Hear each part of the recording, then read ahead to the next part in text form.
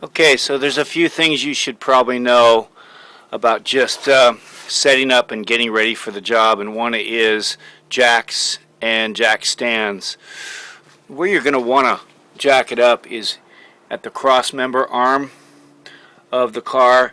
If it's a four-wheel drive, it'll have a cross member arm on the Navigator, and also you want to have it land like that on the members.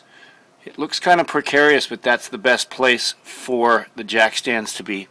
And always keep this one, the jack stand, loaded and up just in case anything happens. Make sure you have a rear wheel guard or wedge in the rear wheel so it doesn't roll back or roll. These cars are very heavy, they'll roll. Also, before you start anything, if you have a bladder on this car where it raises and lowers the car, you want to turn that off. Many people will do what you see here is jack this up, and then the bladder will actually stretch out and try to run and break seals and tear the bladder and actually ruin the motor. So you'll end up with a couple $1,000 job if you're not careful. And that switch is usually in the back of the Navigator left cubby. There's a little cubby right there, right when you open the rear door. So you'll see it.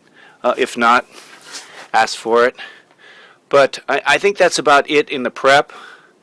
You want to make sure that you have a good impact wrench. I have an electric one. You can get a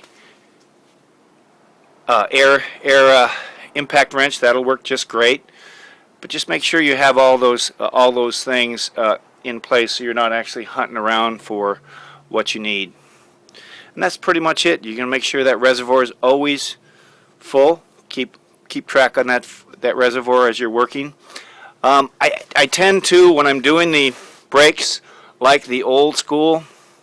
The pumps can be a pain. If you're alone, you can use the pump, but the old school works pretty well.